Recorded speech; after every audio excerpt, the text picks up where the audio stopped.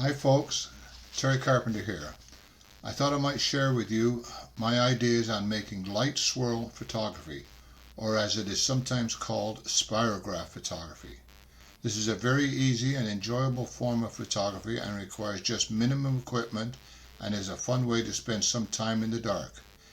Basically, it is just having your camera on a table or tripod facing upwards and then swinging a small light source on a string to create some fantastic abstract patterns. So, what is required? Any camera will work so long as you are able to hold the shutter open for an extended period of time and a lens of 18mm, usually a kit lens or wider. Also needed is a remote shutter release, some string, small flashlights, I have two, and some colored gels.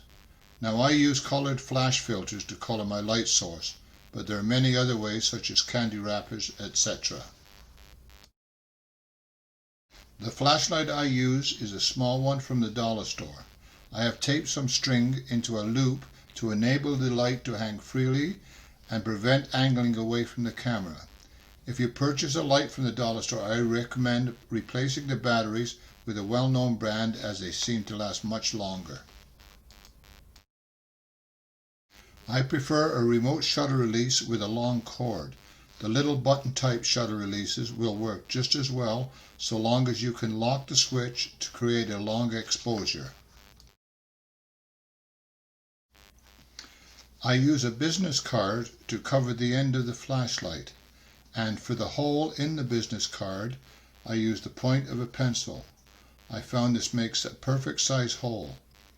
I then cover the card with aluminum foil to stop all light other than coming through the small hole, and then I tape the card to my filter.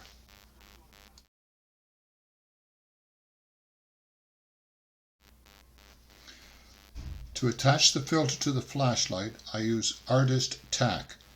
This is available at any art store. I believe most dollar stores carry it also.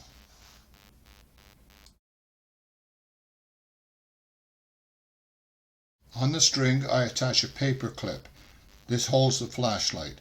This enables me to easily exchange my flashlights, and on the other end has a clamp to attach to a ceiling light or some other anchor point. As mentioned before, you'll need an 18mm or wider lens. You'll need a solid base such as a table or tripod. You'll need to put it into manual focus using an aperture of f11 to f22. Your exposure will be bulb mode, using it up to 180 seconds. Your ISO will be 100 or 200. Now these are just suggested settings. You may have to make adjustments to allow for a stronger or weaker lighting.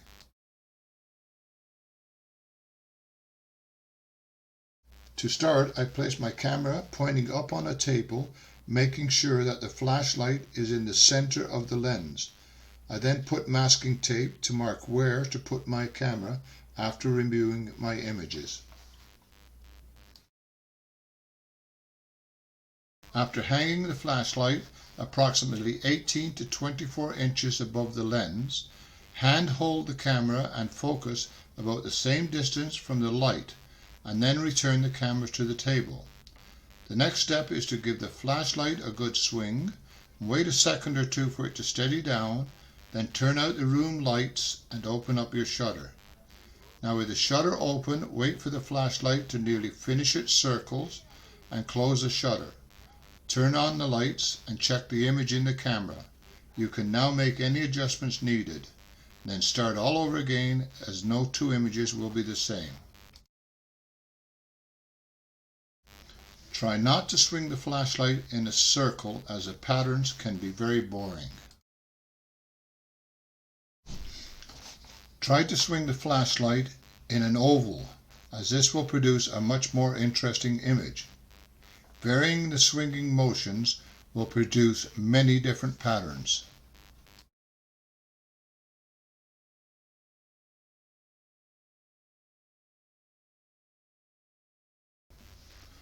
You can create some very interesting patterns by trying a double swirl.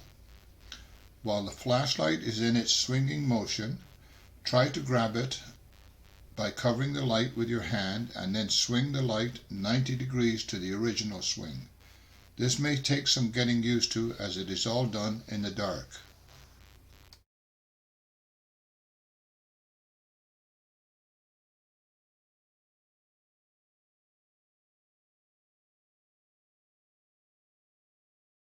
You can also create a double swing using your editing software. I use Photoshop Elements. Duplicate one of the images, then rotate this image 90 degrees and merge it with the original image.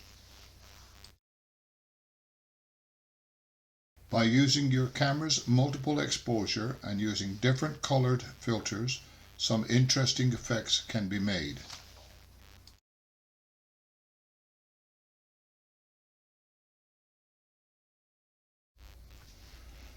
Color changing a swirl image can be easily done using the hue slider in the hue and saturation controls in your editing software.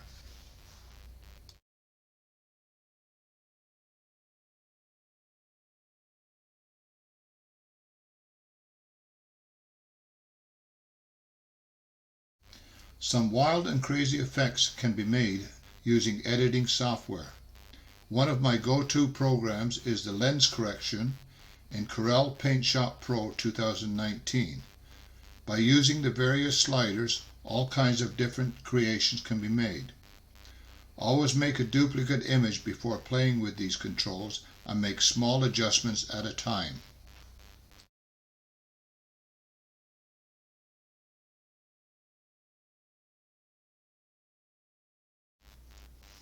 Sometimes a new and more dynamic image can be made by cropping to the central area of an original image and making this into another picture.